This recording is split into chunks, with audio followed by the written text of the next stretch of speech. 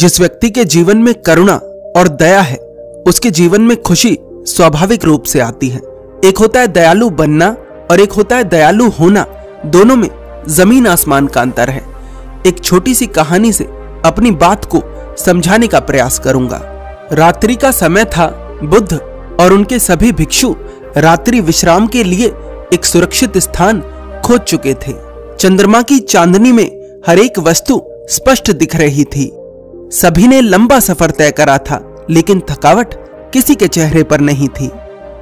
बुद्ध का साथ हो तो थकावट भला हो भी कैसे सकती है।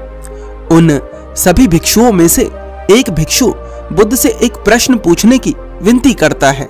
बुद्ध मुस्कुराते हैं और कहते हैं, पूछो, क्या प्रश्न है तुम्हारा? मैं तुम्हारे प्रश्न का उत्तर अवश्य दूंगा। वह भिक्षु बुद्ध से पूछता है, बुद्ध, वास्तव में धार्मिक कौन है? वहां उपस्थित अन्य भिक्षुओं में से एक भिक्षु खड़ा होता है और कहता है, बुद्ध, यदि आपकी आज्ञा हो तो मैं इस प्रश्न का उत्तर दे सकता हूं। बुद्ध कहते हैं, अवश्य। वह भिक्षु कहता है, जो ध्यान करता है वही धार्मिक है।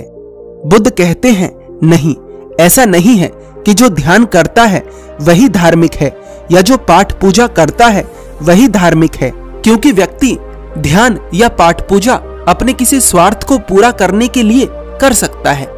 बुद्ध के भिक्षु बुद्ध से पूछते हैं, तो फिर बुद्ध कैसे पहचाने कि कोई व्यक्ति धार्मिक है या नहीं? बुद्ध कहते हैं, तुम्हारे इस प्रश्न के उत्तर को समझाने के लिए मैं तुम्हें एक छोटी सी कहानी सुनाता हूं। एक बार की बात है, किसी गांव में एक मेला लगा हुआ था। उस मेले के पास ही एक छोटा सा कुआं था। एक व्यक्ति गलती से उस कुएं में गिर गया। वह व्यक्ति चिल्लाने लगा, बचाओ बचाओ बचाओ, लेकिन कोई भी उसकी आवाज नहीं सुन पा रहा था। मेले में बहुत ज्यादा शोरगुल था। सभी लोग अपने अपने काम धंधों में लगे पड़े थे। धीरे धीरे सांझ हो गई, लेकिन कोई भी उसकी सहायता के लिए नहीं आया। वहीं पास से ही एक सन्यासी गुजर रहा था, जिसे ना तो मेले से कोई मतलब था और ना ही वहां के काम धंधों से। उस सन्यासी को उस व्यक्ति की आवाज आ गई और वह दौड़कर उस कुएं के किनारे पर पहुंचा। उसने देखा कि कुएं में एक व्यक्ति है जो सहायता के लिए चिल्ला रहा है। वह सन्यासी उस व्यक्ति से बोला, सुनो भाई, तुम इस कुएं में बेवजह नहीं गिरे। यह तुम्हारे पिछले जन्मों के कर्म हैं, जिन्हें तुम इस जन्म में भोग रहे हो।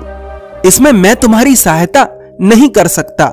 यदि मैंने तुम्हारी सहायता करी तो मैं भी तुम्हारे कर्मों का भागी बन जाऊंगा, इसलिए मुझे क्षमा करो। वैसे भी मेरी साधना का समय हो गया है। इतना कहकर वह सन्यासी वहां से चला जाता है। शाम हो गई थी, इसलिए एक हारा थका किसान अपने खेतों से वापस आ रहा था। उसे भी उस व्यक्ति की आवाज सुनाई देती है और वह दौड़कर उस कुएं के पास जाता है और देखता है कि एक व्यक्ति उस कुएं में पड़ा है और चिल्ला रहा है। उस व्यक्ति को देखकर किसान बोला, भाई, तुम चिंता मत करो, मैं तुम्हें इस कुएं से बाहर निकाल लूंगा। मेरे पास रस्सी तो है, पर यह बहुत कमजोर है, यह टूट जाएगी। ऐसा करता हूं कि मैं अपनी धोती तुम्हें पकड़ाता हूं, तुम इसे पकड़ लेना और मैं तुम्हें खींच लूंगा। वह किसान अपनी धोती खोलकर उस कुएं में डाल देता है। वह व्यक्ति उस धोती को पकड़ लेता है और वह किसान उसे बाहर खींच लेता है। इस तरह से उस व्यक्ति की जान बच जाती है। कुछ समझ आया कि वास्तव में धार्मिक कौन है। वास्तव में धार्मिक वही है जिसके हृदय में दया है, करुणा है, जो दूसरे के दर्द को अपने भीतर महसूस कर सकता है।